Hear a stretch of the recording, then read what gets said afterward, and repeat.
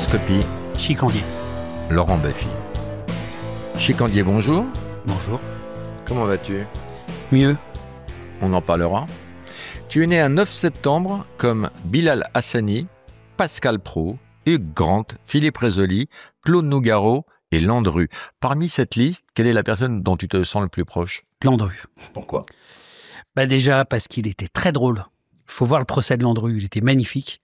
Parce qu'il a brûlé quand même quoi? Une cinquantaine de bonnes femmes? Non, 10 femmes et un jeune homme. Oh putain. 11 victimes. Ouais, c'était... Et tu as vu son procès, la retranscription de son procès dans un téléfilm? Ouais, il a dit au juge, vous voulez ma tête, je suis désolé, j'en ai qu'une à vous offrir. J'adore. Et tout le monde venait, mais tout Paris, Maurice Chevalier, Mistinguet, tout le monde venait au procès. Voilà. Donc finalement, c'était un chef-d'œuvre de serial killer. J'aime bien ça. Ils sont très proches de lui.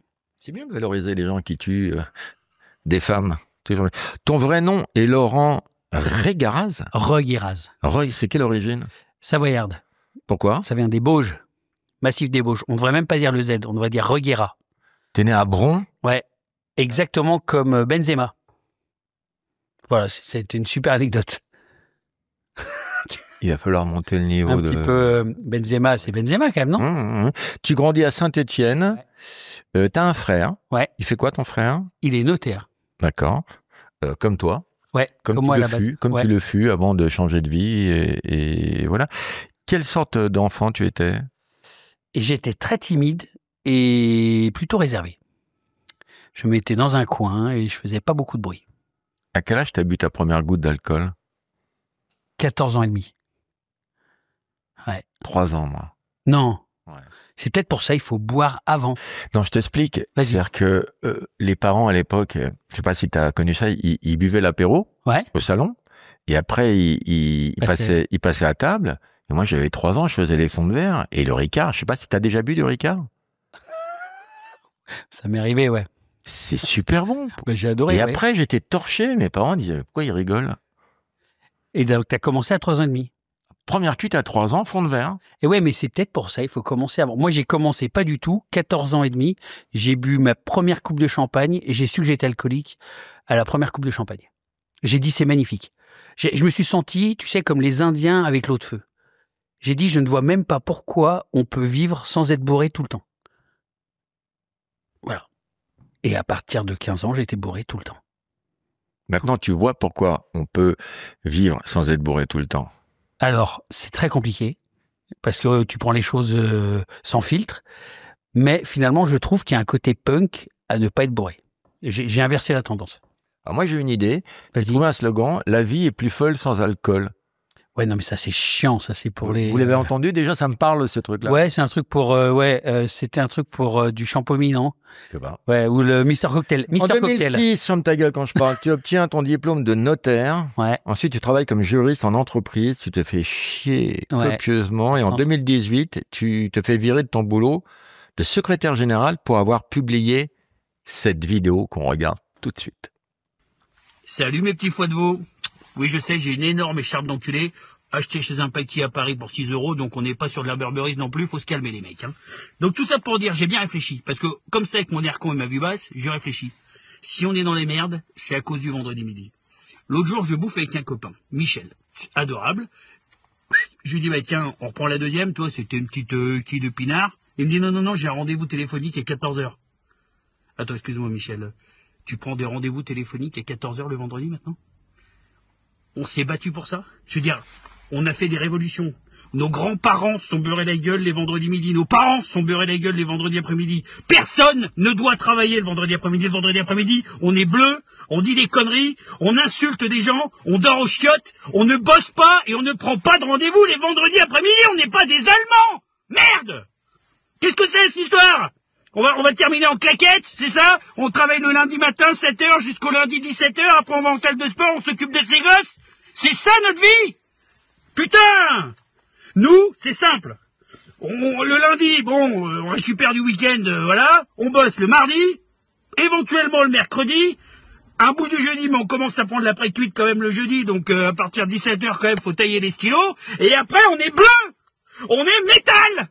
C'est ça qu'on sait faire, merde! Parce que sinon, la société, elle va sérieusement commencer à déconner, les mecs. C'est ça mon analyse. Bonne journée, mes fois de vous. Alors, comment ça t'est venu, ça? Alors en fait, je me suis pas fait virer pour cette vidéo. Je me suis fait virer pour une vidéo juste avant qui s'appelait Enculé de banquier. On est d'accord, c'est un pléonasme. Et mon actionnaire majoritaire, c'était la Caisse d'épargne. Et quand ils ont vu la vidéo Enculé de banquier, je ne sais pas pourquoi, j'ai été viré, mais en 3 minutes. Et une semaine après m'être fait virer, je fais la vidéo Bleu Métal. Tout de suite, les gens adhèrent à ton humour. Ouais. Toi, t'avais pas prévu de faire le comique, de faire du stand-up, Si, parce Si. que depuis que j'ai 12 ans, j'écris des pièces de théâtre, je montais sur scène, et la première fois que je suis monté sur scène, j'avais 16 ans, et donc je rêvais de faire ce métier. Et donc moi, quand j'ai vu ça, j'ai vu la possibilité d'y aller. Enfin, on m'ouvre la porte, c'est bon, toi, c'est comme un videur, il t'ouvre la porte de la boîte de nuit, et tu dis, putain, je vais pouvoir y aller, ça y est, tu vois tous les gens que t'aimes, et là, voilà. Et je me suis dit, c'est maintenant ou jamais, je vais pouvoir faire mon petite opération. Raconte l'ambiance le soir quand tu rentres chez toi et que t'es viré. Ma femme, elle veut me buter. Elle veut me trucider la gueule, elle veut se barrer avec la gosse sous le bras, elle comprend pas. Elle me dit, je comprends pas, on gagne 10 000 boules par mois, sans rien foutre. Bon, ok, j'avais un gros bide. J'étais vraiment l'archétype du bourgeois. Gros bide, petite bite un peu bourgeoise. On fait un petit missionnaire tous les mois. Voilà, on part en vacances à la Grande Motte. Tout va bien. Et elle me dit, qu'est-ce que tu viens foutre, quoi, dans le showbiz maintenant? Parce que c'est vrai que tu gagnais beaucoup d'argent à Ouais, rien branler. à rien branler. On était dans le logement social. C'était payé par nos impôts. C'était magnifique. Sur la misère des gens, tu vois. C'est pour ça que j'étais un vrai enculé de droite. Et à un moment donné, je pars dans le showbiz et elle me dit, mais qu'est-ce que tu vas foutre là-dedans? Et elle a eu raison parce que ça a été ça. Pour un mec en plus alcoolique, légèrement instable, je sais pas si c'est le meilleur métier du monde. Et comment t'argumentais, toi? Tu lui disais quoi? Je lui disais que c'était une passion, que c'était maintenant ou jamais. Mais que... t'étais sûr de réussir ou tu espérais? Pas du tout, j'espérais. Mais le truc, c'est que comme on avait un spectacle, on remplissait. Donc on jouait à l'époque au Grand Point Virgule. Qui ont? Alors on avait un spectacle avec Mathias Canariato, Matoukan, que tu connais. Et donc on remplissait. Alors Matou, c'est un peu ton bras droit, c'est un peu mon Roman. Ouais, exactement. Sauf que Roman est loyal en amitié. Ouais, et Matou, bah, c'est de merde, quoi. On est d'accord. C'est ça le problème. Mais bon, Matou, il les baisait. Parce que nous, au départ, notre producteur, il nous mettait une chambre pour 2. Et donc, quand Matou ramenait, Matou les baisait, et moi, je faisais semblant de dormir. Et c'est que Matou me disait, c'est là où tu joues le mieux. C'est vrai de vrai. Donc moi, je fermais les yeux pendant que Matou, il leur tapait dans le sifflet. À qui? Eh ben, aux nanas. Et donc, de temps en temps, elle comprenait pas, parce qu'elle disait, je comprends pas, ça change de chaîne. Donc, quand t'es en levrette et que d'un coup, tu passes sur BFM alors que t'étais sur C8... J'ai pas compris tout ce qu'il a dit, en fait. Moi, j'ai peur d'avoir compris. Mais je te jure, j'ai rien compris. Très, très inquiet d'avoir compris. C'est-à-dire que lui, il avait une femme avec qui il faisait des trucs, et moi, je faisais semblant de dormir, mais moi, je suis insomniaque. Alors, à un moment donné, je me faisais chier. Donc, je changeais de chaîne. Donc, la femme, elle voyait bien que je dormais pas vraiment. Ça y est, j'ai compris. Tu vois, tu peux mieux t'exprimer, puis moi, je peux être moins con et comprendre plus vite aussi. Hein. C'est vrai que t'étais plus rapide avant. Ah, je n'ai pas compris, mais j'ai l'honnêteté de le dire. Alors, ton père était chirurgien que tard. Ouais. Ah, il a passé son temps à se vérifier.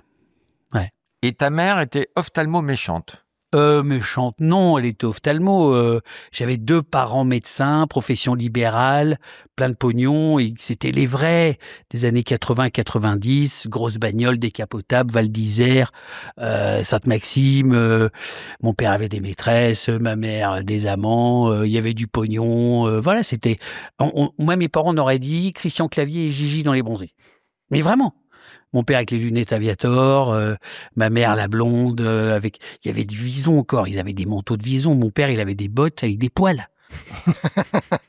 Rassure-moi, que à la montagne. Non, pas qu'à la montagne. Pas qu'à la montagne. Ma mère, voilà, elle avait toujours des profs ESF tout autour d'elle. Voilà, c'était la génération un peu bling-bling. Et ils savaient qu'ils se trompaient mutuellement? Oui. Et ça passait? Ça passait jusqu'au moment où c'est trop. Voilà.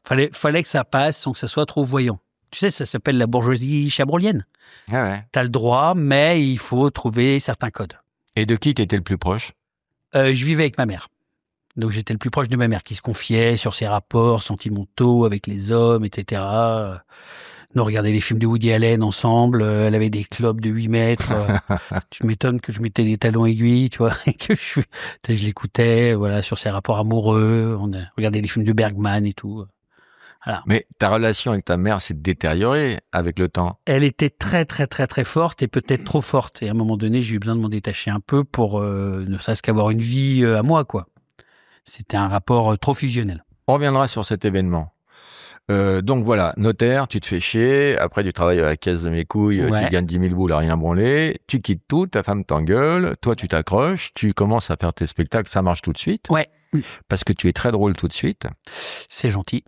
Le spectacle fonctionne bien. Après, tu t'associes avec ce fils de pute De Matou. de Matou. Que j'adore, que j'embrasse. Mon Matoukan. Tu le connais bien en plus. Oui, je le connais, mais j'aime pas la façon dont il parle de toi. On y reviendra. on y reviendra. Bah, on a un témoignage de Matou. Oui, bien sûr. Bah vas-y, déjà. Salut les mecs, c'est Matou. Vous recevez chicandier mon soi-disant meilleur ami, mais cet enculé pèse ma mère. C'est sa condition pour que je continue de jouer avec lui. Bon, je m'en bats les couilles. La dernière fois qu'il a bandé, l'abbé Pierre n'avait encore violé personne. Salut. Avec un ami comme ça, t'as pas besoin d'ennemis. Hein. Je l'adore, ce connard. Voilà. C'est vrai ce qu'il dit? Même pas. Sa mère, je l'appelle maman en plus. Tu D'accord. vois, je suis tellement proche d'elle que je l'appelle maman. D'accord. Et donc, non, j'aimerais bien la baiser, mais elle a toujours refusé. Quand t'as 15 ans, tes parents divorcent, t'étais content? 11 ans. Quand t'as... Je vais faire du radisson. Vas-y. Quand t'as 11 ans, Ouais. tes parents divorcent, Ouais. tu l'as vécu comment? Très bien. Très bien, parce qu'il pouvait pas vraiment, il pouvait plus se blairer. Je pouvais plus supporter d'avoir mon père à la maison. En plus, il était chiant parce qu'il surveillait les devoirs, les machins et tout. Donc, ça a été la liberté. Non, j'ai très bien vécu le divorce de mes parents. Ça, sans problème. Ce que j'ai mal vécu, c'est le fait que ma mère, après, elle essaie de trouver des maris tout le temps. Ça m'a fait chier. Parce qu'il y avait des mecs en permanence à la maison, ça m'emmerdait. Voilà. Et ils essayaient de faire copain avec toi pour être mieux avec ta mère ou... Pas vraiment. Ou il y avait des sales cons? Il y a des sales cons. T'en as vu combien défiler? Oh, bordel de merde. Trop. Il y a une fois, je ne saurais pas le dire, mais il y a une fois, il y en a un, il était totalement dépressif. Alors, on ne comprenait pas ce qu'il disait, puis qu'il était sous cachet. Donc, il avait tout le bas du visage qui se barrait en godasse. Et il est parti. Et le jour même, il y a un mec qui est venu dans le lit de ma mère, et lui, il avait qu'une jambe. Voilà. C'est vrai de vrai. Je te crois. Et donc, ça faisait bizarre, parce que j'avais mes copains qui disaient, dis donc, elle est éclectique. Voilà. Donc, c'était un peu dur quand tu as 15 ans de voir ta mère. Parce qu'elle était malheureuse, parce qu'elle cherchait. Et elle a tellement cherché qu'elle s'est oubliée dans ses maris successifs. Elle cherchait chaussures à son pied. Voilà. Mais elle réduisait les chances si le mec avait qu'une jambe.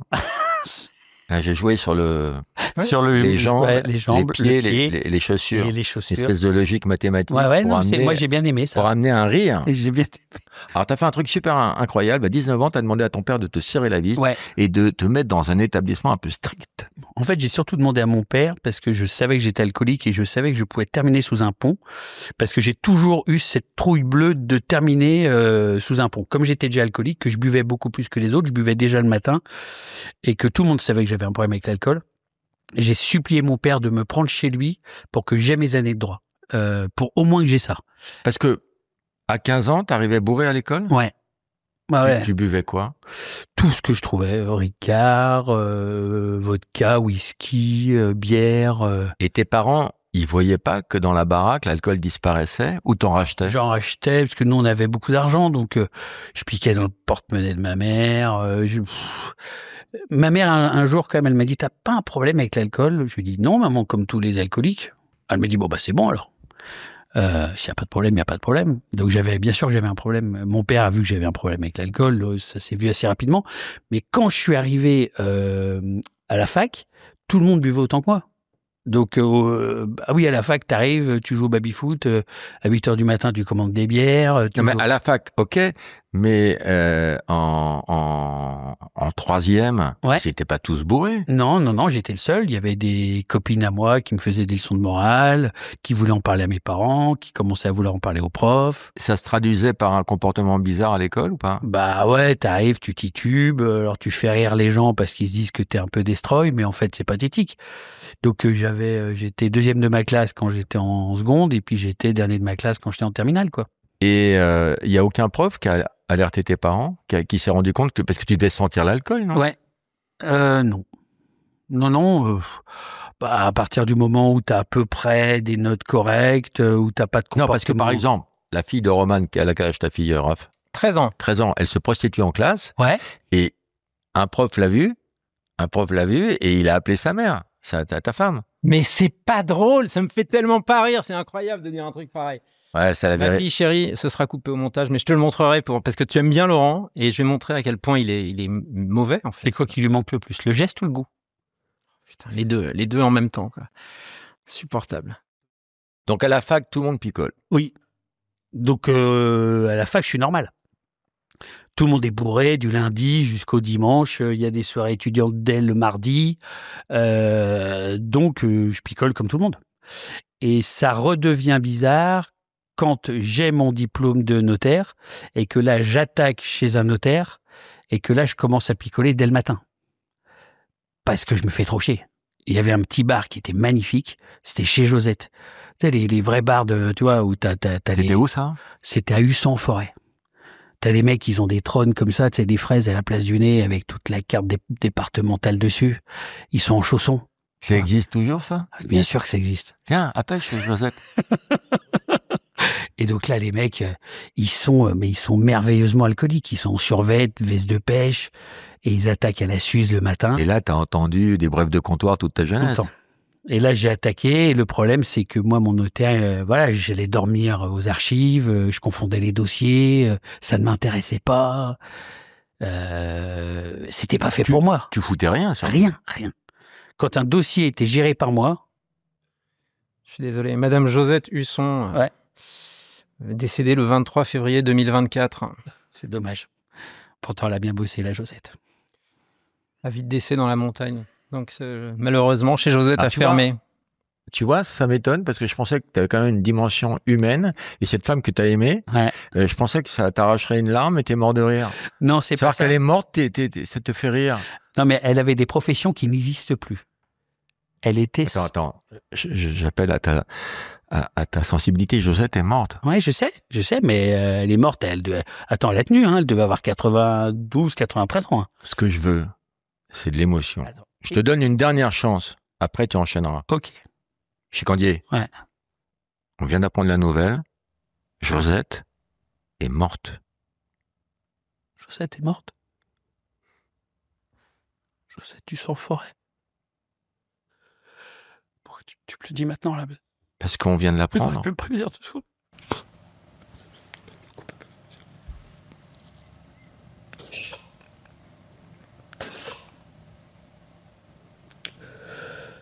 On reprend.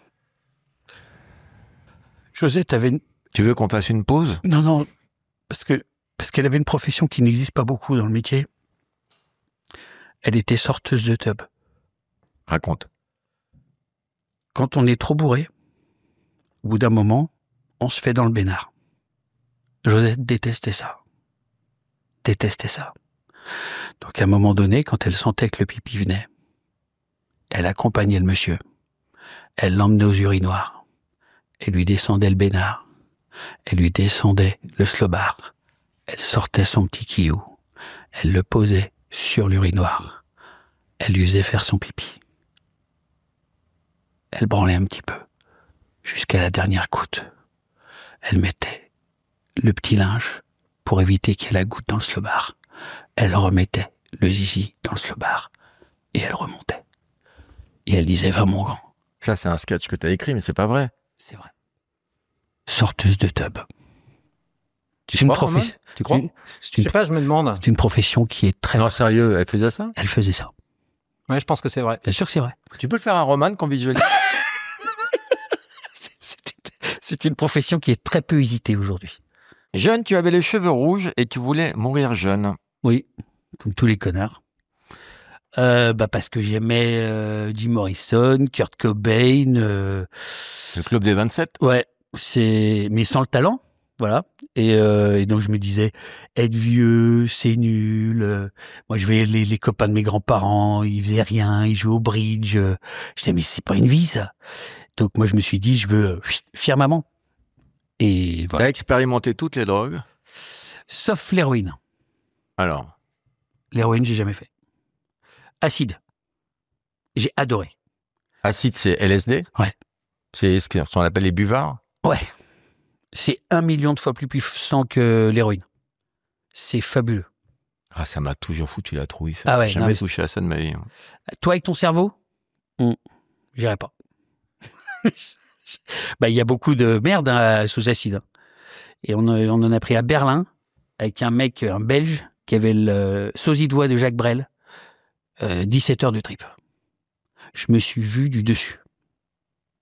C'est-à-dire que tu marches et tu te vois du dessus. Comme si tu avais un drone au-dessus de ta gueule. Extraordinaire. MDMA, forcément. Concentré, actif, de l'ecstasy. Vous n'avez jamais fait ça? C'est ce qu'on fait quand on va dans des soirées... Moi, j'ai fait que des pétards. Ok. C'est ce qu'on fait quand on va dans des soirées techno. Tu prends de la MD... et tout le monde prend de l'eau. Tu bois pas d'alcool, parce que l'alcool sert à rien. Donc tu fais MDMA. Mais toi, je suis sûr que tu faisais MDMA avec alcool. Non.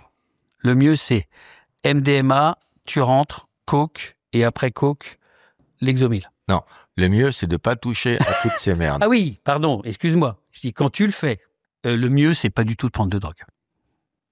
Mais non, tu vois, quand on parle de drogue comme ça, le danger avec toi, Ouais. c'est que tu as encore de la lumière dans les yeux et que ça peut inciter des jeunes à tester ça. Non, mais c'est pas... Tu n'as pas de message c'est pas moi bienveillant et moralisateur. Jamais. Tu es le diable. Tu as l'air de dire que c'est bien. Je dis pas que c'est bien, je dis que... Tu dis que tu as adoré. Je dis que toutes les semaines, il y a des gamins qui le font, ils en ont rien à foutre de Chicandier de 46 ans, une sorte de gros beauf qui se dit humoriste, gras comme un calu, qui va leur expliquer qu'il y a 25 ans, il a essayé... Qu'il y a 25 ans, il a essayé, ils s'en foutent totalement, les jeunes, ils m'écoutent pas. C'est pas moi qu'ils écoutent. En revanche, s'il y a le ministère de la Santé publique qui fait de la prévention, pourquoi pas? Tu me demandes ce que j'ai vécu, je t'explique ce que j'ai vécu, ou alors je dis un mensonge. Mais comme j'aime pas mentir. Et tu peux nous faire un petit message de prévention quand même, parce que moi j'ai très peur pour la monétisation de la vidéo là. Alors, moi ce que je dis, c'est que le mieux, du mieux, c'est de rien prendre et de rien essayer.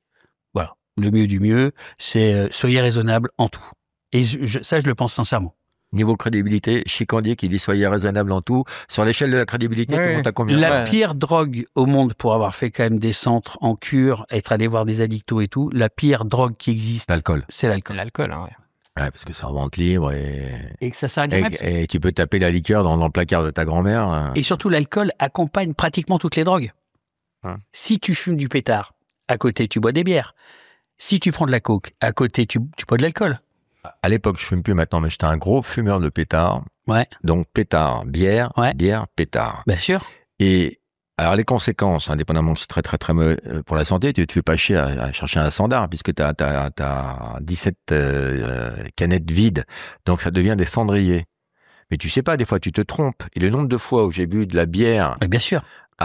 au mégot, c'est une belle anecdote ça. Non? C'est vrai. Et est-ce que tu as déjà fait bière, mégot, fond de pisse? Parce que quand t'es vraiment torché et que t'as la flemme d'aller au shot et que tu prends le petit bout et que tu tapes un petit peu dans un fond de canette et que le matin tu te lèves et que t'as un fond de pisse aussi. Non, t'es pas sérieux. Je te jure que c'est vrai, j'ai eu ça. J'ai eu le fond de pisse. Tu pissais dans des canettes de bière? À l'époque, on était jeunes, on savait vivre, on savait rigoler. Désolé. On était à Saint-Étienne. J'aime bien l'argument. On était à Saint-Étienne. Bon, sache que hors Saint-Étienne, personne fait ça. À la fac, tu rencontres Pauline, tu tombes raide dingue amoureux et tu l'épouses. Combien de temps après? Alors, j'ai eu un premier mariage. En fait, j'ai rencontré Pauline. On ne s'est plus revu pendant 9 ans. J'ai eu un mariage. Et on s'est revu avec une Bretonne de Quimper, très catholique, et avec qui ça n'a pas fonctionné. Tu allais à l'église? J'allais à l'église. J'allais à l'église les dimanches. Je faisais même les vêpres. J'ai même fait des retraites avec Monseigneur Barbarin. T'as cicatrisé depuis? Non, mais on le juge trop, je trouve. Monseigneur Barbarin. Moi, c'est ce que je dis souvent, tu vois. C'est comme un chat qui jouait qui a un ficelle de gigot, tu vois. Si ce n'est que le gigot, c'est un scout d'Europe. On va avoir des problèmes sur cette émission. On va avoir des problèmes sur cette émission, c'est clair. Là, au niveau des commentaires, il va falloir trier, là. Hein. Non, j'ai fait des retraites sans parler. J'ai fait un vrai mariage hyper catholique, etc. Et en fait, j'avais eu l'impression, et j'ai eu l'impression un jour d'être Hulk. Tu sais, quand les vêtements, ils sont beaucoup trop serrés et que d'un coup, tout pète. Et toutes les coutures ont pété d'un coup. Et elle n'a pas compris. Et en fait, j'ai dit, c'est pas ma vie. Je ne sais pas pourquoi je me suis mis là, c'est pas ma vie. Attends, t'es amoureux de Pauline? Non, je connais Pauline, je l'avais connue 9 ans avant. Et après, quand je l'ai revue à Saint-Étienne, là, j'ai dit, maintenant, c'est elle. Pourquoi j'ai pas vu que c'était elle au début? Et donc, 9 ans plus tard, et là, j'ai ramé, par contre. Et Tu divorces de... Je divorce de Carole. Ouais. Et après, j'ai ramé pendant... elle m'a bien fait ramer 4 heures. Non, elle m'a fait ramer 5 mois. Ça va, si c'est la femme de ta vie, 5 mois, ça va. Et je suis avec elle depuis 15 ans. Quand tu l'as connue, tu picolais. Elle m'a toujours connu picolant. Ouais. Et ça n'a pas été un frein pour elle ou C'est-à-dire qu'à Saint-Étienne, tout le monde picole, tout le monde fait la bringue, donc en fait, oui, non, on fait pas... À Brest, tout le monde picole. À Oui, Marseille, voilà. Tout le monde picole. À Paris, tout le monde picole. À Roubaix, tout le monde picole. C'est pas la ville. Hein. C'est un jour ce que mon père, d'ailleurs, très justement m'avait dit. Il m'avait dit, tu vas voir, tu vas faire rire tout le monde jusqu'au jour où tu feras plus rire personne. Et il a eu raison. Parce qu'à un moment donné, quand t'es le seul à être... T'arrives déjà plus bourré que les autres en soirée parce que toi, tu t'es déjà préparé avant. T'es plus bourré que tout le monde en soirée, donc tu fais pas trop rire parce que tu crois que t'es drôle, mais en fait, tu parles plus fort, c'est tout ce que tu fais. T'es lourdingue, tu fais chez tout le monde. T'es lourdingue, tu fais chez tout le monde. La plupart du temps, on te dit, bon, bah écoute, tu veux pas rentrer chez toi. Et tu sais, il y a un Tu fais n'importe quoi avec les meufs? Non, moi, je fais pas n'importe quoi avec les meufs. Mais par contre, je suis lourd, je suis con, je deviens agressif. T'as le vin méchant? Je peux avoir le vin méchant. Il y a un livre de Blondin qui est magnifique, qui s'appelle Monsieur Jadis. Tu vois, Antoine Blondin, qui était superbe. Saint-Jean-Hiver. Un Saint-Jean-Hiver. Le mec, il était reçu de partout, dans tous les bars. Tout le monde disait Monsieur Blondin était là. Il avait des carnets. Tu vois, les carnets de Monsieur Blondin, ils étaient écrits. Il n'y avait pas une rature. Tout le monde disait que c'était un honneur d'avoir Monsieur Blondin dans son bar. 10 ans plus tard, il était avec sa femme. Il s'engueulait. Il se tapait sur la tronche dans la rue. On les jetait dans le caniveau en disant que c'était des dégueulasses. Voilà, ça s'appelle Monsieur Jadis. Et tu peux vite tomber là-dedans. Voilà. Et j'ai failli tomber là-dedans à 2 centimètres près. Elle est patiente, Pauline, quand même, non? Plus que patiente. Elle est amoureuse, mais l'amour suffit pas. Elle est plus que patiente. Elle a été infirmière. Elle a été patiente. Elle a été douce. Elle a été tout. Non, pardon, il y a Roman. Non, mais elle était infirmière, ça explique. Non, mais elle était infirmière. Non, elle était infirmière. Elle a été infirmière avec moi. Elle était banquière. Donc, elle tenait les comptes. Mais son plus gros boulot, ça a été moi, quoi. Et donc là, maintenant, quand je guéris, c'est là que ça devient compliqué, parce qu'elle dit maintenant, c'est comme mon taf. Puisque l'autre con. On t'a découvert un début de cirrhose. Ouais, et j'ai une bonne nouvelle, c'est qu'en fait, j'ai été F4 et je suis passé F2. Ah, t'as moins de place? Il y a 2 chambres en moins. Mon foie guérit. Ah, ton foie est guéri. Il guérit. C'est-à-dire que c'est réversible. D'accord. Ouais, ce qui est une putain de bonne nouvelle, je l'ai su il y a... Parce que le foie, c'est le seul organe qui se régénère. Exactement, sauf quand tu passes à la phase cirrhose dégueulasse. Là, tu deviens jaune. Après, tu as un ventre comme ça, qui se gonfle d'eau. Et après, généralement, il te reste 6 mois à vivre. Et puis, tu fais un bon petit cancer du foie. Et puis, on n'en parle plus. Parce que nous, ce qu'on a connu avec Roman, c'est que dès le matin, enfin, le matin, je ne te voyais pas le matin, mais tu buvais des 102. Ouais. Double Gainsbourg, double 51. Cul sec. Ouais. Et Roman, sans eau.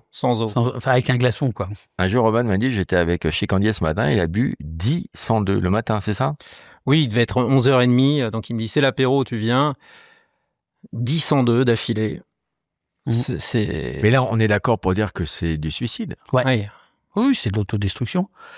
C'est de l'autodestruction. En fait, ce que j'ai découvert par la suite, c'est que j'avais 25 ans d'errance médicale non traitées et qu'en fait je suis ce qu'on appelle bipolaire. Bon, c'est comme ça, il y en a plein. Je suis pas tout seul sur le marché et ça s'appelle des causes de comorbidité.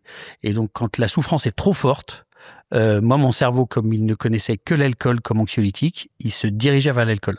Donc souffrance, alcool, alcoolisme, plus de bipolarité, plus de crise, plus d'alcool. Voilà. Je schématise. Qu'est-ce qui s'est passé, Romain? J'ai décapsulé une... Il faut quoi?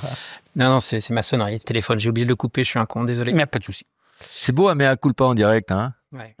Tu peux te... Et c'est vrai que ma sonnerie de téléphone, c'est quelqu'un qui décapsule une bière. Tu vois, c'est très original. Ah bah c'est délicat. Ouais, c'est bravo. délicat. Ouais, voilà. On parlait de ça, tu vois, c'est synchronicité. T'as bu combien dans ta vie? Humainement, c'est pas possible de boire tout ce que t'as bu. J'en sais rien.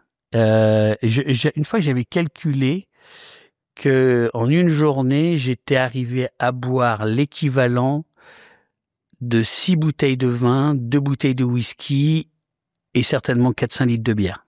C'est peu pour un alcoolique. C'est peu, surtout quand il n'est pas encore midi. Ah bon? Non.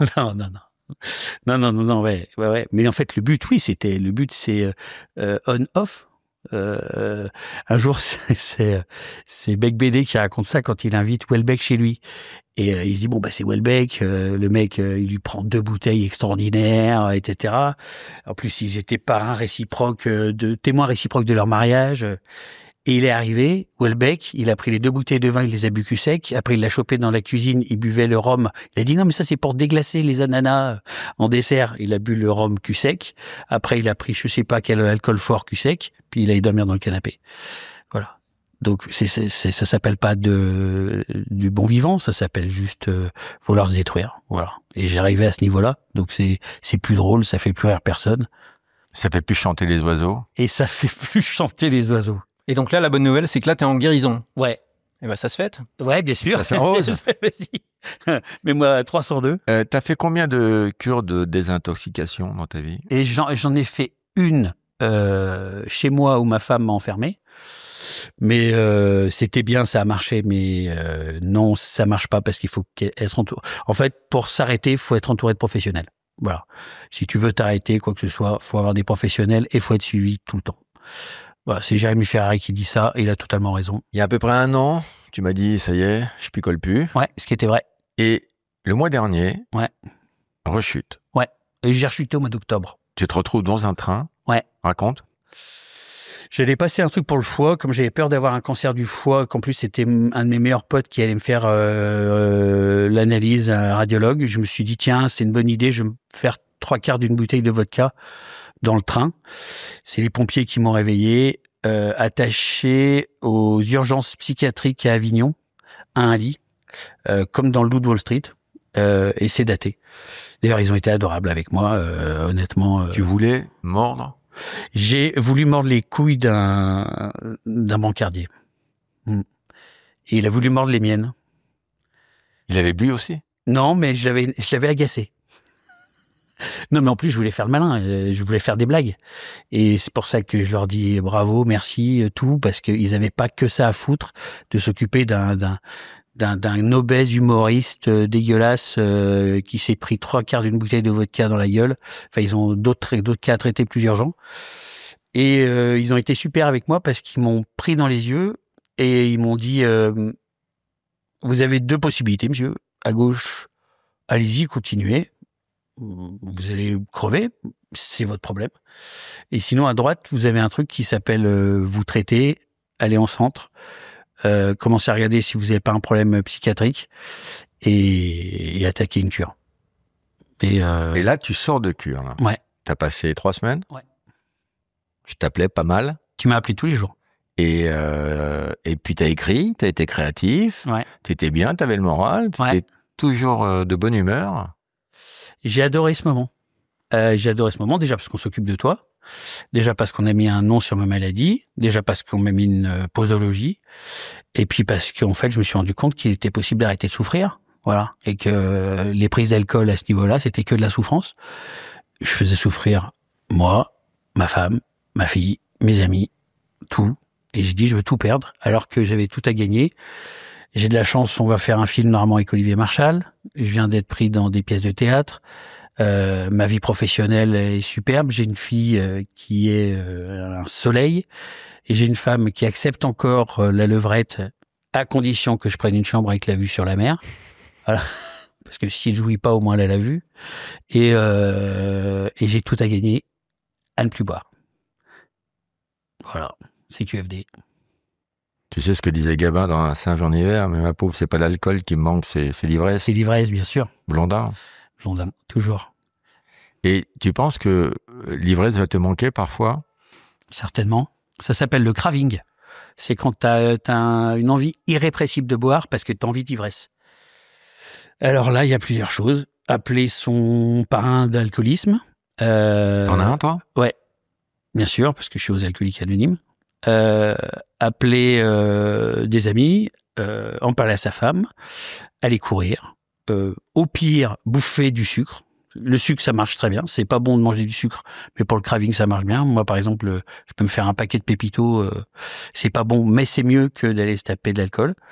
Voilà. Il y a plein de possibilités pour éviter. Voilà. Moi, je prends maintenant un verre de rosé, je le vois comme de la mort au rat. Donc, j'ai plus le droit du tout. À vie. À vie. Et tu fais partie des anciens alcooliques qui peuvent décéder en buvant un verre d'alcool ou... Non. Non? Non, parce que mon foie est bon. Par contre, Alors, faut que tu reprennes maintenant, alors. Non, mais c'est trop con. si le foie est bon. Non, alors, je reprendrai. Si un jour on me dit... Tu sais qu'après, je vous invite à dîner après. Si on me dit... Parce que j'avais posé la question à Jérémy Ferré, qui avait d'ailleurs une réponse assez marrante. Je lui avais dit, si on t'annonce qu'il y a une météorite qui arrive sur la Terre et tu vas te la prendre sur la gueule, est-ce que tu vas pas dans le premier cani qui existe pour t'en mettre ras la gueule? Et il m'a dit non. Je me mets comme ça devant la météorite et je lui pète la gueule. Bon, moi, non. Moi, je vais dans le premier PMU du coin. Là, je me prends tous les 102 de l'histoire de la création et je me termine. Voilà. Mais tant qu'il n'y a pas de météorite, je ne bois pas. Que dit la météo, Roman? Au niveau des météorites, ils annoncent quoi? Non, pour le moment, on est tranquille, mais... Tiens, j'ai un autre message de Matou. Ah bon? Ouais. Il dit quoi? Bah, je sais pas, j'ai pas écouté. J'ai pas écouté, attends. On va l'écouter ensemble, hein. Ouais, c'est encore Matou. Si vous êtes encore avec ce fumier chicandier, dites-lui que c'est à cause de lui qu'on a eu le contrôle URSAF. Ce qui nous a coûté en PQ pendant la tournée, personne ne nous croyait. 1000 boules par mois qui nous a coûté. Allez, salut. Pourquoi? Parce que j'ai des légers problèmes digestifs. Ah, tu viens de roter, là. Voilà, tu vois, enfin, là, on voit que... Et donc, j'allais beaucoup aux toilettes. Beaucoup. On doit parler de ça? Tu veux faire, là? Non, c'est bon. Je sais pas, tu gigotes. J'ai fait un petit peu. Non, trop. 17-18 fois par jour. Non.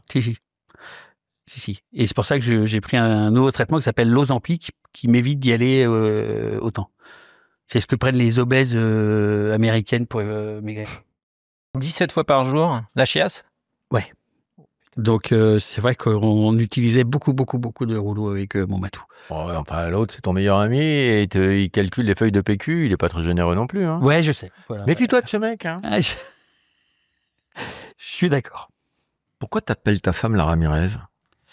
En fait, ça vient d'un sketch à la base où je ne parlais pas du tout d'elle et je parlais d'un mec qui se retrouvait devant un juge et le juge disait: pourquoi est-ce que vous avez pris votre femme pour une trousse à outils?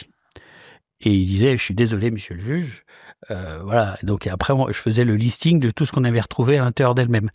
Donc il y avait une clé anglaise, il y avait des bottes de ski, il y avait des petites balles de golf, il y avait des tis, il y avait des statuettes africaines. Et là, le juge disait: Madame Ramirez n'est pas une boîte à outils, monsieur Chicandier. Et les gens ont pris Madame Ramirez pour ma femme et c'est resté. Et ce que j'adore, c'est que la Ramirez, c'est dans, évidemment... Papy fait de la résistance. Exactement. Tu rencontres Jean-Marie Bigard? Oui. Qui tombe amoureux de toi. Bizarre, parce que lui, il ne boit pas. Comment est venue cette connivence entre Jean-Marie et toi? Eh ben, écoute, elle est venue qu'un jour, on s'est retrouvés dans un appartement et il se faisait chier, et moi aussi. Et ça a été immédiat et on s'est joué le sketch de la chauve-souris tous les deux. Il a dit une phrase, j'ai dit l'autre, il a dit une phrase, j'ai dit l'autre. Et tu connais Jean-Marie. Très peu. Et il m'a dit, bah tiens, qu'est-ce que tu vas faire toi? Tu vas faire ma première partie à Fréjus. J'ai dit pardon? 5000 personnes. 5000 personnes. Ah bah, j'ai dit bien sûr. Et je l'ai faite. J'ai vomi avant, pendant et après. Tout en chiant 17 fois. Tout en chiant. Faut pas faire mentir les chiffres. Hein. Et heureusement, ce jour-là, j'avais bu que de l'eau, mais j'ai vomi sur ma chemise en jouant. Ouais. Et t'as cartonné? J'ai pas cartonné, mais en tout cas, j'ai eu un bon papier dans le Midi Libre. Avec lequel tu t'es torché. Avec lequel je me suis torché le cul pour la 16e fois. Mais c'était génial. Jean-Marie, tu le connais par cœur. Il a autant de qualités qu'il a de défauts, mais ses qualités sont tellement énormes. Exactement. Après, tu joues au Sébasto à Lille. Bah, ouais. Ça, c'est notre théâtre préféré, Croman. Ouais. Vraiment, 1200 places. Les gens sont tellement gentils. Lille. On fait des cartons à chaque fois. Lille, c'est fabuleux. C'est une communion, c'est une messe. J'étais avec, d'ailleurs, Jean-Marie et Renaud Rutten. Qui racontait des blagues, le Belge qui raconte des blagues. Et là, ils se mettaient sur la gueule, les deux. Je crois que Jean-Marie, il buvait 4 litres par soir sur scène. La dernière blague, on la comprenait moins. Voilà. Il travaillait très très bien, Jean-Marie aussi. 4 litres d'eau, bien sûr. Évidemment. On te donne vraiment l'impression de faire l'apologie de l'alcool. Oui, non, j'ai dit, c'est vrai qu'à l'époque, mais il a arrêté. Voilà. Il a arrêté, il a eu des problèmes. Tu vois, comme quoi l'alcool... Après, tu lances des concepts sur YouTube. Ouais, sur l'alcool encore. Oui, l'addiction, l'art de vivre. Non, mais tu fais l'apologie du bien manger. Alors justement, voilà. T'es un bon vivant. L'addiction, c'était in vino veritas. Donc ce que j'aimais bien, c'était le fait de dire, on fait un peu de l'anti-Nikos Aliagas. Tu prends quelqu'un, tu lui fais boire beaucoup d'alcool. Il y avait Monsieur Poulpe qui l'avait fait avant moi dans les recettes pompettes, qui était d'ailleurs un concept canadien et qui marchait bien, qui fait qu'en fait l'invité, quand il a picolé, bah forcément il va pas dire les mêmes choses que quand il a pas picolé. Donc ça, c'était super. Tu sais, chez Ardisson, tout le monde buvait. Et ils avaient des ordres, hein, les assistants, ils avaient des ordres. Hein. Bah, bien sûr. Il fallait torcher les invités. Il y avait Anki Bilal qui était arrivé un jour, qui était très très. Non, c'est pas Bilal. C'est pas Bilal, c'était comme ça, le dessinateur. Non, c'est un écrivain. Un écrivain. Et toi, t'avais dit... Copain de BD. Voilà, toi, t'avais dit, je veux la même chose. Ouais. Donnez-moi la même chose. La même chose. Et ben, j'ai appris ce principe. Après, j'ai trouvé que c'était... J'ai fait cette émission. Et on l'a faite, et c'était génial. Et après, moi, comme on m'avait annoncé que j'avais des problèmes au foie, j'ai dit j'arrête, et j'ai fait l'art de vivre. Justement, je reprenais, et je voulais pas que l'invité se bourre la gueule, je voulais simplement qu'on parle culture, littérature... bouffe, etc. L'art de vivre, quoi. Et les gens, ils disaient, ouais, mais les invités, ils boivent plus. Parce qu'ils sont ça aussi, hein. Les gens, ils te poussent aussi à aller jusqu'au bout du concept. Donc après, j'ai arrêté l'art de vivre. Et maintenant, j'ai un nouveau concept qui s'appelle l'école buissonnière et où on parle plus d'alcool. On parle plus d'alcool, on parle de quoi? C'est l'invité qui décide. On part en bagnole, l'invité décide, et puis on mange un bout. L'invité décide de ce qu'il bouffe, de ce qu'il boit. Moi, je force personne. Et à la fin, je fais un quiz qui est sur le jeu de la vérité. Je reprends le jeu de la vérité de Patrick Sabatier. Il n'a pas le droit de dire une seule fois un mensonge. Sinon? Hein? Sinon quoi? Sinon rien. Ils ont tous joué le jeu. Non, ils ont tous joué le jeu parce que je trie les invités, que je prends que des gens que j'aime. Non, tu m'as invité une fois. Bah, je t'aime. Tu le sais très bien. D'ailleurs, tu n'as fait que m'appeler. Je t'appelais ma petite chose. Bah oui, quand on a des amis, on s'en soucie, on s'en préoccupe. Et puis Roman aussi, il était sur le coup bien quand sûr. il était pas bien. Hein. Il m'avait apporté des fruits à Bichat. Et une belle bouteille. Hein. Je t'ai apporté des fruits aussi. Mais... c'était... du rhum arrangé. Ouais. Non, c'était en tout début d'année, donc je t'ai apporté une galette des rois. C'est vrai. Avec une couronne. J'ai toujours la photo que je vais mettre dans ce podcast. Exactement. Si tu veux bien, parce que bon... tu avais été adorable. C'est privé. Bon, maintenant le cinéma t'appelle, t'es un homme heureux, tu ne bois plus, t'es en ménage, t'es une fille formidable, t'as joué dans la série Tapi, t'as joué dans Astérix, tu vas faire un film avec Marshall, le théâtre t'appelle, tu vas être plus fiable parce qu'on avait peur de t'embaucher au théâtre parce que tu sais, le théâtre c'est tous les jours, hein, avec un mec qui picole, dans quel état il est, dans quel état il va être, tu vois, c'est pas évident. T'as envie de théâtre là? Ouais. Bon. J'ai envie de théâtre, j'ai envie de troupe. En fait, j'en avais vraiment marre de parler de ma grosse gueule. Parce que la 9e vie du chat, c'était ça. C'était moi, pour moi, par moi, voilà. Et c'est bon, je crois que j'ai fait le tour de mon trou du cul. Et j'en avais vraiment marre. Donc, je suis très content de partir sur autre chose, avec d'autres gens, en parlant voilà, d'autres mondes que le mien. Tu te déguises toujours en Mario Bros pour baiser? Ça m'est arrivé. C'est vrai, je fabrique l'image, mais ça me fait rire. Non, mais ça m'est arrivé, parce que dans le sens où, tu sais, quand t'arrives... Déjà, t'arrives en carte? Déjà, j'arrive en carte. Voilà. Et puis la banane, quand même, c'est quand même important. Et puis non, c'est le fait de se déguiser, de donner un petit peu de piment dans ton couple au bout d'un moment.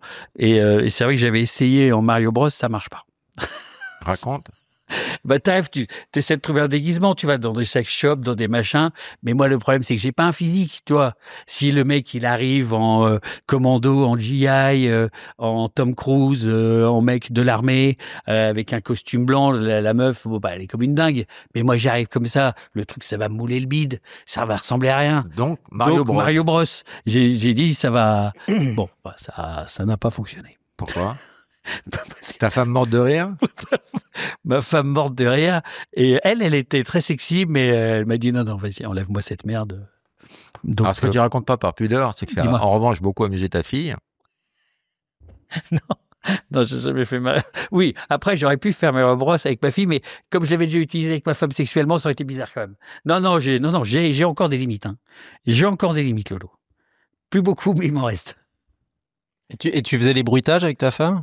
Oui, je fais un peu les bruitages. La musique de Mario Bros, tu peux nous la faire? On parlait de ta mère tout à l'heure. C'est quoi cette histoire? Ta mère, elle a mis un contrat sur toi? À une époque, ouais. Son 3e mari.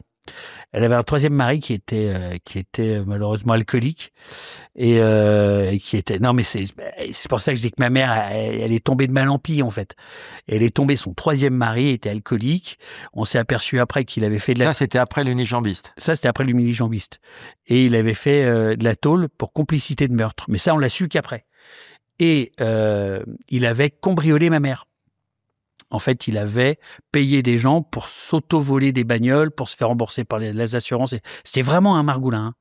Et à un moment donné, il en pouvait tellement plus de nous parce qu'il voyait bien qu'on le perçait à jour. Et il aurait bien aimé, mon frère et moi, nous mettre un contrat sur la gueule, ouais. Qu'on disparaisse. Mais il fallait trouver de l'argent. Enfin, ça coûte de l'argent. Je crois que c'est 20-25 000 euros par tête. Ils les avaient pas. Tu nous demandes à nous.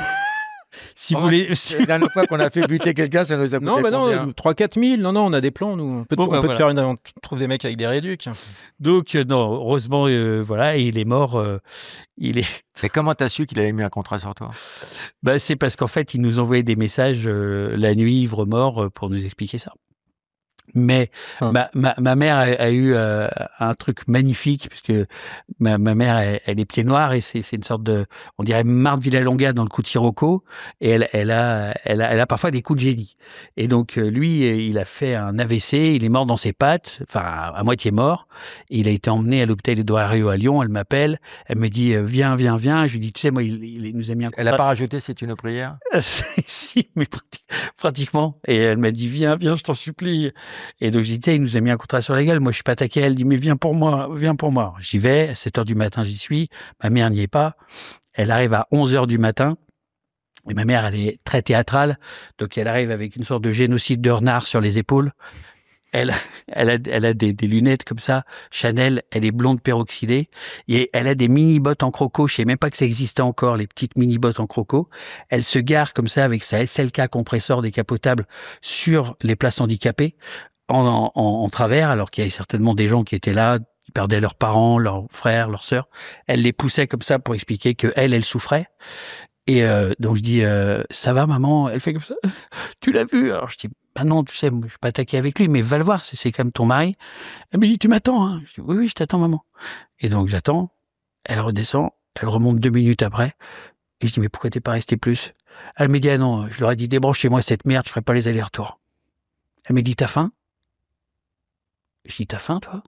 Elle m'a dit, je crève la dalle. On est allé bouffer. Elle s'est fait une côte de bœuf, 1 litre de rouge, et elle m'a parlé d'un autre mec. Alors, le problème, maintenant que tu bois plus, c'est que ça court-circuite un peu les jokers cuites. Complètement. T'en as combien qui traînent encore? 2, 3? Des jokers cuites? Non, moi, alors, moi, je les ai tous pris. T'as tout payé, t'es à jour. Moi, je suis à jour. Explique alors. Mais le joker cuite, c'est, t'arrives, admettons, t'es avec un copain, c'est un samedi soir, là, vous êtes tous les deux, et toi, tu lui dis, putain, Lolo, là, j'en ai jusque là, j'ai envie de me prendre une cuite. Pas de problème, toi, tu lui dis, je suis ton homme. Il se trouve que le vendredi, t'as une journée de merde, le samedi, t'es crevé, t'es moitié grippé, et là, t'appelles, tu dis, Roman, je suis désolé, ce soir, je te fais faux bon, je reste chez moi, je me fais une série Netflix. Toi, tu dis, attends, non. Je me suis fait toute la semaine, j'ai bu de la flotte, je me suis préparé pour ça, et là, t'es en train de me planter au dernier moment. Tu dis, ouais, je te plante au dernier moment. Eh ben, ok, mais tu me dois un joker cuite. Toi, tu dis, pourquoi pas. Et le joker cuite, c'est que, tu sais, c'est comme goal volant, c'est qu'à un moment donné, un mardi matin, alors que toi, t'as peut-être les grosses têtes l'après-midi, t'as peut-être un truc hyper important, t'as peut-être un enterrement, t'as peut-être une visite médicale, t'as peut-être tout ce que tu veux. Là, il te dit, c'est maintenant, une bouteille de Sky dans ta gueule, espèce de connard. Et t'es obligé de te la mettre. C'est ça le joker cuite. T'en as eu combien dans ta vie, toi? 2, 3. Les pires qui t'ont pourri la vie, ou c'était pas le moment Ça a été, je venais d'attaquer chez un notaire. C'était mon nouveau notaire en plus. Et là, Maître comment 2 ans. Maître 2 ans. Olivier 2 ans. Olivier 2 ans? Oui, je sais plus. Et c'était à la Talaudière. Et là, j'ai mon pote Jean-Marie, médecin, qui me dit passe à la maison. Et je lui ai fait ça il y a 3 mois, j'avais oublié. Et là, j'avais 12-102 qui m'attendaient, comme ça, là. Il m'a dit joker cuite. Bah, je dis non, tu fais chier. Je dis ce matin, j'ai fait 144. Hein. Ouais. 12. J'ai dit non, mais là, j'ai des réceptions de compromis, j'ai 12 dossiers en retard, j'en ai rien à foutre. Donc là, je me suis mis les 102 dans la gueule. J'ai appelé mon notaire bourré pour dire je ne pourrais pas venir aujourd'hui. Ça fait 1224. 1202. Voilà. 1202, ça fait 1224 De tête. C'est ça, joker cuite. C'est quoi les meilleures phrases que tu as entendues dans les bistrots, genre bref de comptoir? Tu t'en souviens un peu? Déjà, décris-nous les personnages. Alors, moi, il y en a une que je faisais dans un sketch que j'avais déjà entendu. C'est ce que j'adore, c'est ceux qui terminent pas les phrases. C'est quand un mec. Moi aussi, j'aime bien ça parce que. Voilà, tu l'as. Mais tu sais, quand le mec il fait oh, de toute façon, les Chinois. Alors, décris-le, le mec, il est en chaussons au bistrot. Le mec, non, alors souvent en plus, ils ont la goutte. Donc les mecs, ils ont même plus de pompe, tu vois.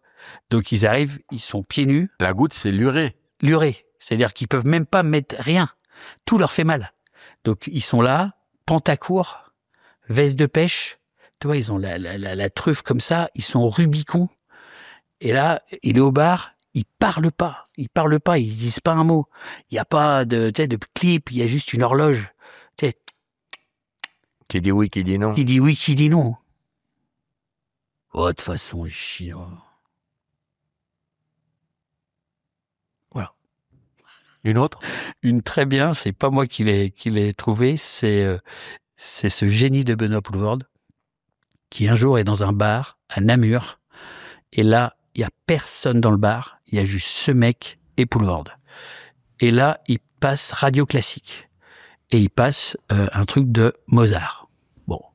Et là, t'as la bonne femme qui dit c'était le concerto en ré mineur de machin Amadeus Mozart. Et là, t'as le mec qui fait Mozart est un imbécile.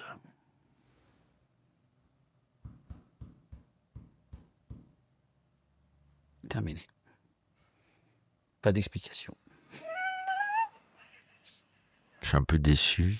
Non, mais je te le dis honnêtement, je suis un peu déçu. Je m'attendais à un petit chef-d'œuvre et je reste sur ma faim. Mozart est un imbécile. C'est Non, fabuleux. je pensais que Poelvoorde allait répondre, que ça allait entamer un truc. Alors, j'en ai une sur Poelvoorde. Vas-y. J'en ai une sur Poelvoorde. Que personne ne sait est un mec qui peut dire merci à Poelvoorde. Ça se passe à Lyon. J'ai un copain qui passe la soirée avec Poelvoorde. Poelvoorde est en pleine forme. Et là, t'as une bagnole qui va pour se faire enlever par la fourrière. Poelvoorde, bourré, déchaîné. Il arrive, il monte dans la voiture de la fourrière. Il va voir le mec. Et là, il lui a fait un quart d'heure. Un quart d'heure de solo en faisant comme ça. Vous pouvez pas lui faire ça. Et il a décrit le mec. Il a dit, vous savez ce que c'est que la vie de ce mec? Il a une Super 5. Imaginez sa femme. Imaginez ce qu'il soulève. Imaginez ce qu'il baisse. Imaginez sa vie quand il rentre chez lui. Quand il est comme ça, il a une seule distraction. C'est peut-être de se mettre un tout petit coup de pétard, là, juste au-dessus, au 3e étage. Et là, vous faites quoi? Vous lui enlevez 500 € de sa vie. C'est ça que vous êtes en train de faire. Vous détruisez un homme, monsieur. Et donc, le mec, il était tellement tétanisé, il a laissé la bagnole. Et donc, Poulvord a sauvé un mec, sans que le mec le sache jamais. Ça, c'est une belle histoire. Belle histoire. T'en as pas, toi, des brèves de comptoir, Laurent? Non. Moi, j'en ai une pourrie, mais que j'ai entendue tout à l'heure, parce que vu que j'ai aucune mémoire, tout à l'heure, je suis allé à la Mascotte, et il y avait des gens qui étaient là depuis longtemps. L'endroit où je vous invite à dîner après. Bien sûr. Au bar de la Mascotte, voilà, dans le coin, il y a un coin qui est réservé quand même pour Montmartre. les habitués. Bien sûr. Et il y en a un qui dit à l'autre, t'as vu Gérard, ils ont fait une nouvelle taxe sur l'alcool. Et la réponse du mec, très sérieusement, c'est rien à foutre, je bois que du blanc. Voilà, elle est nulle. Non, elle est pas nulle. Elle est nulle, mais Ça, elle est bien. je suis là, je passe, j'entends ça, je dis mais c'est magique en fait, ce Montmartre c'est magique. Si, moi j'en ai une. J'étais jeune, je sortais de boîte, donc je vais prendre un café dans un bistrot. Il est 7h du mat, tu sais, quand tu sors de boîte à 20 ans. Et là, je vois des mecs, pas en chaussons, mais avec le nez Rubicon, qui font du café Calva, quoi. Ouais, bien sûr. Calva et du blanc, et du rouge à 7h du mat. Et il parlait d'un mec dont il se souvenait plus le nom. Il dit, mais si, mais non, mais si, tiens, mais le fou qui boit de la Suze le matin. Ouais, tu vois, c'est bien aussi ça. Ça, j'aime Ouais. bien. Il y en a une qui est connue. C'est un jour, t'as Villeray qui était ivre-mort tout le temps. Et il est aux Galeries Lafayette. Et là, t'as le patron des Galeries Lafayette qui était pote avec Villeray et qui était pote avec Dutronc. Et il ne savait plus comment faire avec Villeray parce que Villeray, tout le monde le savait. Ah ben, l'alcool méchant. L'alcool méchant, ingérable. Il décide d'appeler Jacques Dutronc. Il dit, la rescousse, je t'en supplie, viens prendre ton pote parce que là, moi, je sais plus quoi en faire. Il traite toutes les filles de pute. Et donc, il arrive, effectivement, Dutronc, sale pute, sale pute, sale pute, sale pute, sale pute, sale pute, sale pute. Là, t'as le patron qui dit, qu'est-ce qu'on peut faire? Qu'est-ce que t'en penses, toi? Et Dutronc répond, il dit, je peux pas dire, je suis pas du quartier.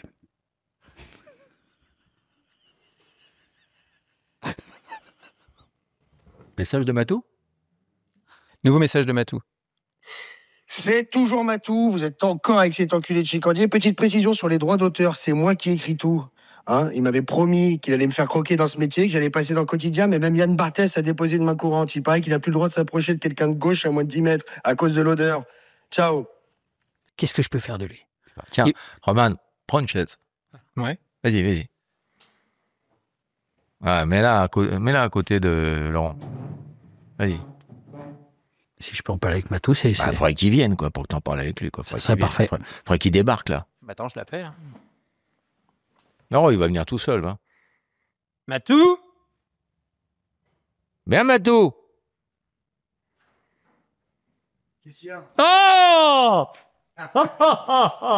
oh, celui-là. Oh, celui-là, il m'en fait. Oh, putain. Pardon, ça fait longtemps qu'on s'est pas vu. C'est Sacha derrière. C'est bien Sacha que j'entends. Ça va, Lolo? Viens, Sacha, viens! Ah, tu parleras dans le micro de... De qui? Non, mais De viens, ton viens. pote, Moi, je Yann. lui laisse la place. Tu sers à rien, de toute façon. Je sais, hein. C'est pas une belle surprise, ça? Ah, c'est magnifique. Putain, je m'y attendais pas, enculé. Je l'ai eu ce matin, en plus. Eh ben, bien sûr. Qu'est-ce que t'as pensé de l'interview? Tu l'as trouvé sincère pour une fois? Sincère, mais je vous ai trouvé un peu coincé. Faudrait chier avant d'enregistrer, je pense. C'est vrai. Je vous ai trouvé polis tous les deux. Ouais. Sur la retenue, un peu. Non, c'est pas ça, c'est que le sujet, quand même, il est pas évident. C'est sûr. Et on voulait bien le traiter C'est vrai. pour qu'il y ait une forme d'exemplarité. Roman, c'est un métier, faut pas bouger, hein. Tu te fais prendre ta place tout de suite, hein. Il a jamais vu de l'eau. Il dit, c'est ça que vous appelez de l'eau, donc? Je peux la prendre? Alors, quel goût ça a, de l'eau? C'est trop bon. Oui? Bah, il y en a de l'eau dans le 102, non? J'ai jamais vu ça, putain. T'as vu ça? Chicandier qui boit de l'eau. Putain, Et en plus, le lithium, ça fait boire. Oui, on a été sérieux. Je suis d'accord avec toi, Matou, mais c'était intéressant quand même Ouais. parce que tout le monde picole, beaucoup de gens picolent en France, et c'est vrai que c'est tu l'as bien expliqué, hein, c'est la drogue la plus dangereuse qui est en vente libre, et c'est un antidépresseur à la base. Bah, c'est surtout que là, moi, je garde contact avec mes anciens copains de régiment de Saint-Victor. Et putain, il n'y en a pas un chaque semaine qui m'explique pas qu'il a replongé, quoi. Mais moi, ce que j'aime bien dans le vin, c'est les bons vins où tu dégustes, où tu. Alors qu'il n'y a pas ça chez les alcooliques. Non. Il n'y a pas le kiff d'ouvrir une bonne bouteille. Non. C'est se torcher pour se torcher. Quoi. Ce qu'ils veulent, c'est l'ivresse. Rapide, efficace. Rapide Comme et tu faisais. efficace. Ouais. Ils ont même plus le goût. Moi, par exemple, j'ai même plus le goût du bon vin. Si tu me dis, tiens, j'ai bu des bouteilles fabuleuses, tu me dis, tiens, j'ai une bouteille fabuleuse avec du fromage, j'en ai rien à foutre. Ça ne m'intéresse pas. Il y a un Polonais qui a fait un record, pas étonnant, c'est un Polonais. Mmh. 12, 4, plus, Mais non. 14, C'est moins. 13. 13-7. Il avait 13-7, le mec. Tu vas où, Roman? 13-7, Alors, mais comment tu tiens debout? J'aime pas dire du mal des gens qui vont pisser, Mmh. parce que c'est pas franc du collier. Non, mais bien mais sûr. je pense que Roman est une merde qui me freine dans ma carrière Mmh. et qui m'apporte que des ondes négatives, quoi. Des plaques, déjà, je vois que t'as... oui. Et je suis embarqué dans un truc, je sais plus comment. Bah, disons que t'étais avec. Quand t'étais sans lui, J'avais une carrière. Hein? J'avais une carrière. à un moment donné, il est venu, ça a fait ça. Ça fait un peu... Après, il est resté, ça a fait ça. Mais tu l'as vu, toi? Ouais, bah, on l'a vu. On l'a vu. Paris l'a vu. Pareil. On s'est séparés. Bah, Parce que j'adore ses gosses, Bien tu vois, sûr. je suis un peu le parrain, j'adore Ouais. sa femme, et puis je le fais vivre aussi, tu vois. T'as 20 000 euros sur toi ou pas? Là, non. Non. Mais quoi, je ferais quoi? On me ferait disparaître. Nous, Ah. on connaît des gens à T'as des Saint-Étienne, ouais. plans, toi? Ouais. Mais un truc hyper naturel. Moi, j'ai un plan à 10 euros, mais il lui coupe juste les ongles des pieds. Ouais. Si tu veux vraiment le faire disparaître, faut plus. Ouais. À moins qu'il échappe à Panari, quoi, là, c'est vrai. Guillaume Batz, ça nous a coûté quoi, 12 euros? Non, alors moi, j'ai pas d'humour avec Guillaume, parce que j'ai encore beaucoup de peine. La je dernière sais. fois que j'ai vu Guillaume, c'était avec toi, d'ailleurs. Ouais, je sais. Je vous raconte une histoire avec Guillaume Batz. Ouais. Je fais un tournage, je fais une émission qui s'appelle Open Bar dans un bistrot. Mais je. Ouais, ouais. bah, bien sûr. on est 30. On est 30 dehors et tout. Il y a une lumière de 35 kilos qui tombe sur qui? Sur la gueule de Guillaume Batz, il part à l'hôpital se faire recoudre. Roman, on t'a mis à l'honneur. Ouais. Rapproche-toi du micro. On t'a mis à l'honneur parce qu'ils ont bien parlé de toi. et ça, c'était sympa. Très bien, très bien. Oh, très bien. Mais oui. Alors, non, c'est pas le record. Le record, c'est en Afrique du Sud. Un Africain, combien? Alors, 14. tu me disais donc un russe 13-7. Polonais. Polonais. 13, 13-7. Allez, je vais monter à 15-6. 16. 16. 16. Ah, comme à Etilic, ça peut démarrer à 5-6, non? Oui. Comment le mec, il peut monter à 16? Si tous les jours, Ouais, tous les jours. comme un honnête artisan. En France, le record, c'est 11 grammes. 11 grammes. C'était quoi ton record, toi? La dernière fois que je me suis retrouvé attaché à Avignon, j'étais quand même à 3-6. Oh. Ouais, mais ouais, t'es vraiment pas en première division. Ah non. Tu conduisais? Non. Alors, attention, je n'ai jamais conduit sous l'emprise d'état alcoolique. Bravo. C'est le truc que je faisais bien. Tu connais le rhum Cocorico? C'est un rhum français, j'imagine. Bolivien. Bolivien. Il est bon? Il titre à combien? Alors, attends. Parce que ça, en titrage, je suis pas mal. Si c'est un rhum qui titre bien, ça peut monter à 60. Je parle du record du monde, hein? Je dirais 95. Non. Ouais, 96, bravo. Il est ex aequo avec 96 le degrés. Spiritus Powani, une vodka polonaise, les deux 96. Putain. Après, c'est une vodka américaine, 95. Mais c'est de l'alcool à brûler. Parce là. que l'alcool Ouais, pur, mais Roman c'est s'en est 90 mis- degrés. Hein. Roman s'en est Ah mis bon? sur la C'est tête. pas 100 regarde. degrés? Non, c'est 90 degrés l'alcool Et pur. c'est quoi le reste? C'est de la flotte? Oui, je me demande comment ça peut titrer à plus de 90 degrés, en fait. Ouais. Alors là, c'est une. J'en sais rien. Il y a un whisky le plus fort au monde, 92 degrés, l'émission Top Gear. Ils se sont amusés à en mettre 3 litres dans le réservoir. La bagnole a roulé à 100 km/h pendant 3 secondes. Fait ou pas fait? Bourré, fait ou pas fait? Bourré, vas-y. Gerbé sur des gens. Oui. Oui. J'ai gerbé en baisant.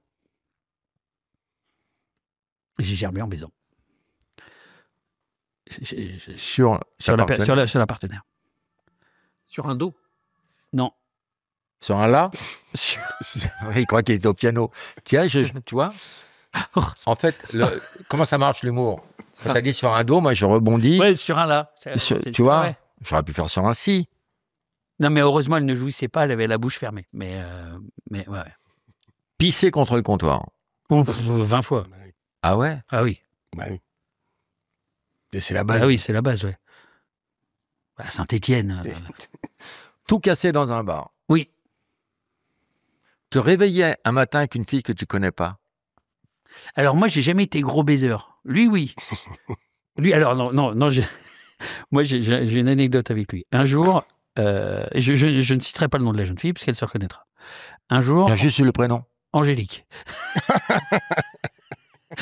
On est à Biarritz.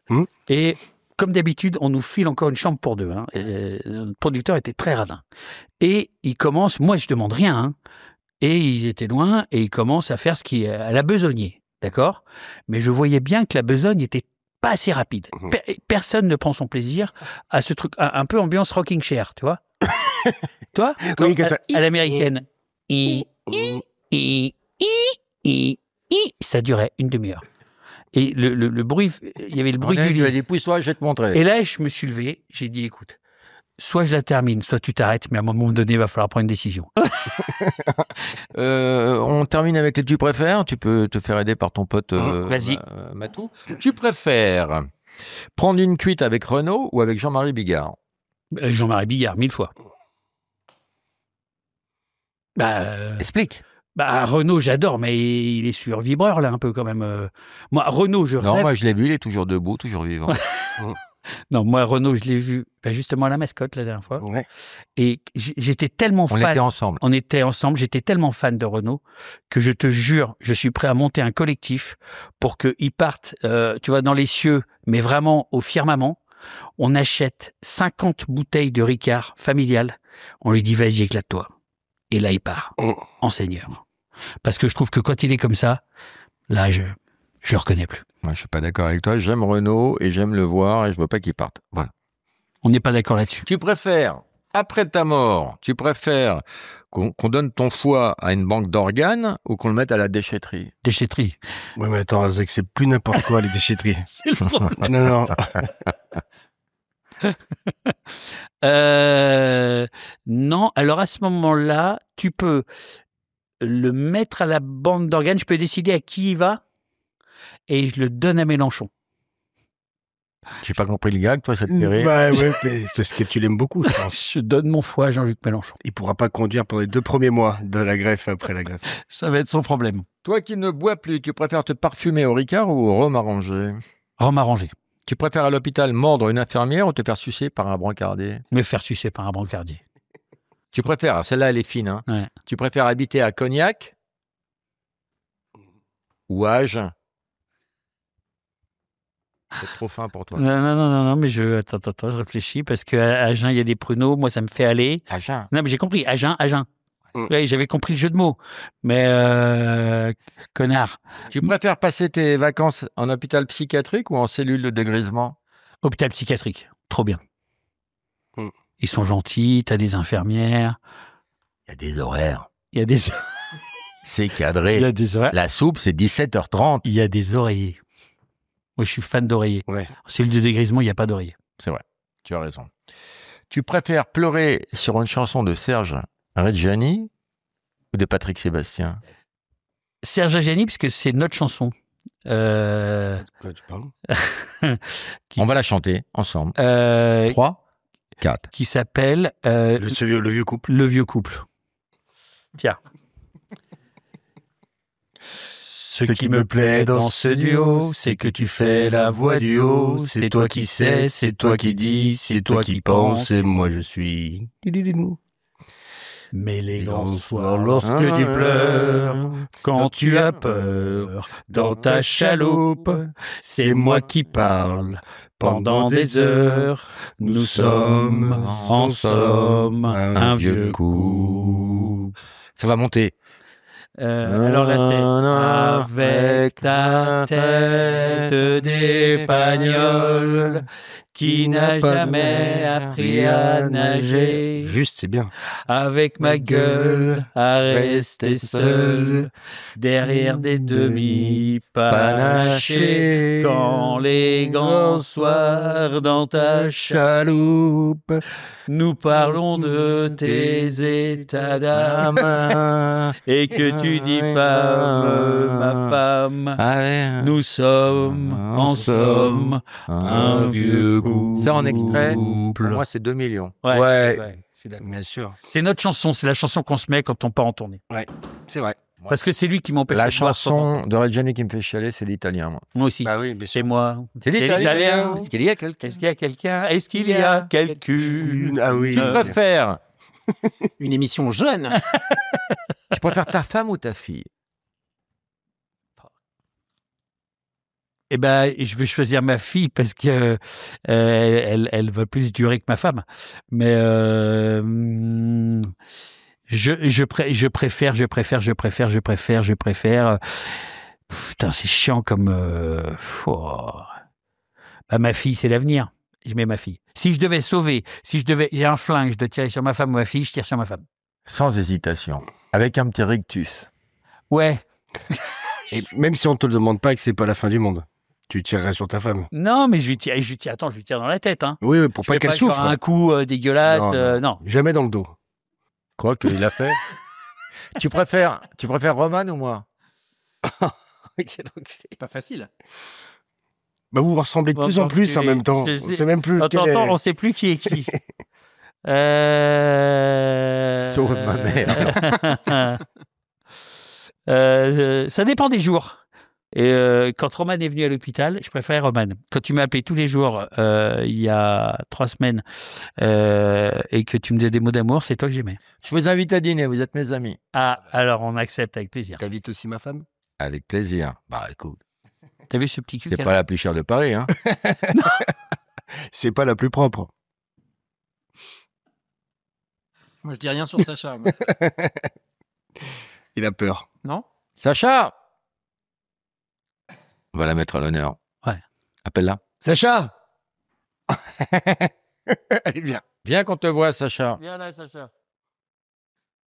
N'aie pas peur. Mets-toi sur les genoux de Roman. Non, non, Non, viens te mettre sur mes genoux. Non, viens là, il y a une place.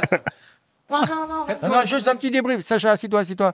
Pourquoi il remet sa ceinture, lui? Mais remonte ton fut, Quentin.